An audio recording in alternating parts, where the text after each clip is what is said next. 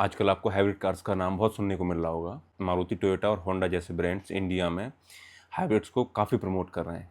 लेकिन सवाल ये है कि हाइब्रिड कार होती क्या है, ये कैसे काम करती है और कितने टाइप के हाइब्रिड कार्स होते हैं, और सबसे इम्पोर्टेंट, क्या आपको हाइब्रिड कार लेनी चाहिए या नहीं। आज के इस वीडियो में हम हाइब्रिड टेक्नोलॉजी को सिंपल लैंग्वेज में समझने की कोशिश करेंगे। नमस्कार दोस्तों, मेरा नाम है प्रांजल सिंह और आज हम बात करेंगे हाइब्रिड कार्स की। हाइब्रिड कार होती क्या है, सबसे पहले हम बेसिक कॉन्सेप्ट समझेंगे। हाइब्रिड कार एक ऐसी कार होती है जो दो पावर सोर्स का यूज करके गाड़ी को चलाती है। नंबर वन इंजन और नंबर टू इलेक्ट्रिक मोटर और बैटरी, और ये दोनों मिलकर गाड़ी को चलाते हैं। कब इंजन का यूज करना है, कब इलेक्ट्रिक मोटर चलानी है और कब दोनों को एक साथ चलाना है, ये सारा काम गाड़ी के अंदर लगा हुआ कंप्यूटर होता है, वो करता है। इसका जो मेन पर्पज़ होता है वो होता है कि आपकी गाड़ी का एवरेज बढ़ाना, पोल्यूशन कम करना और ड्राइविंग को और भी ज़्यादा स्मूथ बनाना। इसके बाद अब हम देखते हैं काम कैसे करता है। जब भी आप कार को स्टार्ट करते हैं या शहर के ट्रैफिक में चलाते हैं तो ज़्यादातर काम इलेक्ट्रिक मोटर कर रही होती है, इंजन आपका बंद होता है। और जब बैटरी डिस्चार्ज होने को होती है तो गाड़ी ऑटोमेटिकली इंजन को स्टार्ट कर देती है, जिससे बैटरी चार्ज होने लगती है। जब भी नॉर्मल कार में ब्रेक लगाते हैं तो अमूमन वो एनर्जी हीट बनकर वेस्ट हो जाती है।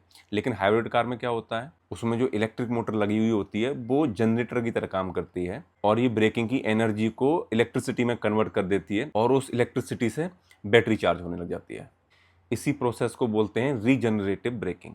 इसी वजह से ही जो स्ट्रॉन्ग हाइब्रिड कार्स होते हैं उनको आपको चार्ज करने की जरूरत नहीं पड़ती है, वो खुद से ही चार्ज होती रहती हैं। हाइब्रिड कार्स कितने टाइप की होती हैं, तो मेनली हाइब्रिड्स चार टाइप के होते हैं। पहला होता है माइल्ड हाइब्रिड, जो कि मारुति यूज़ करती है। उसके बाद आता है स्ट्रॉन्ग हाइब्रिड, जो कि इंडिया में होंडा और टोयोटा जैसे ब्रांड्स यूज़ करते हैं। फिर उसके बाद आता है प्लग इन हाइब्रिड, और फिर उसके बाद आता है सीरीज हाइब्रिड या फिर रीप, रेंज एक्सटेंडेड इलेक्ट्रिक व्हीकल। एक एक करके हम इनकी बात करते हैं। तो हम सबसे पहले बात करते हैं माइल्ड हाइब्रिड की। ये सबसे बेसिक टेक्नोलॉजी होती है हाइब्रिड के मामले में। इसमें क्या होता है, बेसिकली आप गाड़ी को इलेक्ट्रिक मोटर पर नहीं चला सकते, ये सिर्फ इंजन को असिस्ट करती है। इसमें लगी इलेक्ट्रिक मोटर सिर्फ इंजन को हेल्प करती है बस। जब भी आप गाड़ी को लेके किसी रेड लाइट पर खड़े होते हैं तो इसमें स्टार्ट स्टॉप के टाइम पे ये हेल्प कर देती है, और जब आप गाड़ी को पुल करते हैं तो स्टार्टिंग में बस हल्का सा वो हेल्प कर देती है इंजन, जिससे लगभग 5 से 10% के आसपास फ्यूल एफिशिएंसी बढ़ जाती है। इसके फ़ायदे ये हैं कि इसके प्राइसेस स्ट्रॉन्ग हाइब्रिड के कंपैरिजन में कम होते हैं, माइलेज नॉर्मल पेट्रोल कार के मुकाबले अच्छा होता है इसका, और साथ ही साथ जो इसका मेंटेनेंस होता है वो भी नॉर्मल कार जैसा ही होता है। अब हम बात करते हैं स्ट्रॉन्ग हाइब्रिड की। ये सबसे पॉपुलर हाइब्रिड टेक्नोलॉजी है। स्ट्रॉन्ग हाइब्रिड 3 तरीके से काम करता है। पहला केवल मोटर पर, दूसरा सिर्फ इंजन पर, और तीसरा इंजन और इलेक्ट्रिक मोटर दोनों पर। ये भी माइल्ड हाइब्रिड जैसी ही होती है, बस इसमें फ़र्क क्या होता है, इसमें बैटरी का साइज़ थोड़ा बड़ा होता है, मोटर को थोड़ा ज़्यादा पावरफुल बनाया गया है ताकि गाड़ी सिर्फ मोटर पर भी चलाई जा सके। इसके मेन फ़ायदे हैं कि ये शहर में आपको बहुत अच्छा एवरेज देता है, स्मूथ और साइलेंट ड्राइविंग होती है, और आपको चार्जिंग की कोई टेंशन नहीं होती, और ये ट्रैफिक में बहुत ही एफिशिएंट होता है। साथ ही इसके कुछ डिसएडवांटेजेस भी हैं, जैसे कि इसके जो प्राइसेस हैं वो बहुत महंगे होते हैं, टेक्नोलॉजी काफ़ी कॉम्प्लेक्स है, और उसमें लगी हुई जो बैटरी होती है वो स्पेस को कम करती है। स्ट्रॉन्ग हाइब्रिड के नाम पर आपने Honda City, Toyota Hyryder और टोयोटा की इनोवा हाई क्रॉस जैसे इसमें ऑप्शंस आपको इंडिया में मिल जाते हैं। हालांकि इसमें गाड़ी 2 से 3 किलोमीटर तक ही चल सकती है, उससे ज़्यादा नहीं चल पाएगी, क्योंकि उसका बैटरी का साइज़ उतना बड़ा नहीं होता है कि वो और ज़्यादा चल पाए। अगला होता है प्लग इन हाइब्रिड।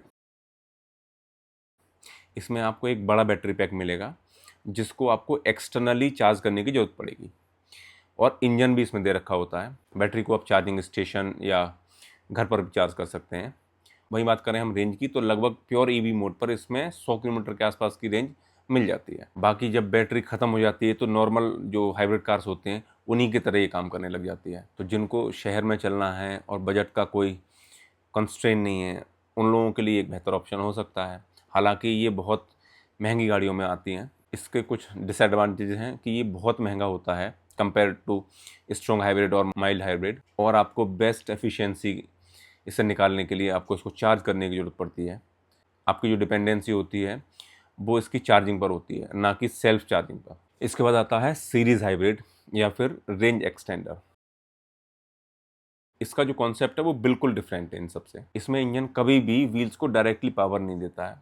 इसमें जो इंजन होता है वो सिर्फ एक जनरेटर की तरह काम करता है, और जो गाड़ी के पहिए हैं वो हमेशा सिर्फ इलेक्ट्रिक मोटर से ही चलते हैं। इसमें ईवी जैसी स्मूथनेस और सिटी में काफ़ी एफिशिएंट होता है, और ये टेक्नोलॉजी बहुत कॉम्प्लेक्स है। अब हम इसके कुछ फ़ायदे देखते हैं। तो सबसे पहला फ़ायदा है कि आपकी फ्यूल की काफ़ी बचत होती है। शहर के ट्रैफिक में ये काफ़ी एफिशिएंट होता है, और ये नॉर्मल कार के मुकाबले पोल्यूशन कम करता है।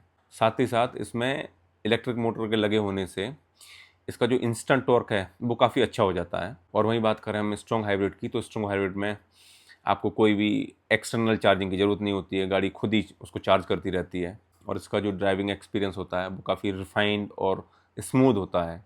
तो यही कुछ इसके एडवांटेजेस हैं। अब हम बात करते हैं कि इसके डिसएडवांटेजेस क्या क्या है। तो इसका जो इनिशियल प्राइस होता है वो नॉर्मल गाड़ी के मुकाबले काफ़ी ज़्यादा होता है, और ये टेक्नोलॉजी काफ़ी कॉम्प्लेक्स है, जिसकी वजह से रिलायबिलिटी इश्यूज़ भी आ सकते हैं। इसके साथ साथ इसमें जो इसका बैटरी का मेंटेनेंस है वो इन फ्यूचर बढ़ सकता है नॉर्मल कार के मुकाबले। और कुछ जो मॉडल्स हैं उनमें बूट स्पेस भी इसकी वजह से कम होता है, क्योंकि बैटरी को रखने के लिए स्पेस चाहिए होता है। और साथ ही साथ हाईवे पर जो इसकी फ्यूल एफिशिएंसी है वो शहर जितनी नहीं मिलती आपको। तो अभी सवाल है, क्या आपको हाइब्रिड कार खरीदनी चाहिए या नहीं?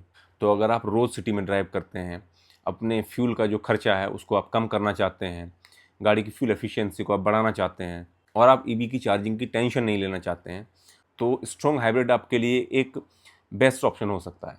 लेकिन वहीं आप अगर हाईवे क्रूजिंग ज़्यादा करते हैं, हाईवे पर ज़्यादा ट्रैवल करते हैं, या आपकी गाड़ी बहुत कम चलती है, या बहुत कम आप ट्रिप्स करते हैं, या ज़्यादातर जो भी आप ट्रिप करते हैं वो आपके शहर में कम और बाहर हाईवे पर ज़्यादा होते हैं, तो आपको एक नॉर्मल पेट्रोल कार कंसिडर करनी चाहिए, ना कि हाइब्रिड। क्योंकि जितना प्राइस आप हाइब्रिड को ख़रीदने के लिए नॉर्मल कार के मुकाबले एक्स्ट्रा देंगे, उतना आपको हो सकता है एक बहुत लंबे टाइम तक आप फ्यूल पर खर्च ना कर पाएँ। उसके साथ ही अगर आपके घर पर चार्जिंग की फैसिलिटी अवेलेबल है, या फिर आपका जो डेली सिटी कम्यूट है वो फिक्स है, तो आप एक फुल इलेक्ट्रिक व्हीकल भी आप खरीद सकते हैं। तो मैं उम्मीद करता हूँ कि अब आप समझ पाए होंगे कि हाइब्रिड टेक्नोलॉजी क्या होती है, कैसे ये काम करती है, और कौन सी हाइब्रिड टेक्नोलॉजी किस यूज़र के लिए बेस्ट है। अगर ये वीडियो आपको पसंद आई तो आप इस वीडियो को लाइक कर सकते हैं, शेयर कर सकते हैं। कुछ अगर रह गया हो तो आप कमेंट करके पूछ सकते हैं, और ऐसे ही अगर और वीडियोज़ आप देखना चाहते हैं तो इस चैनल को आप सब्सक्राइब कर सकते हैं। Thank you so much.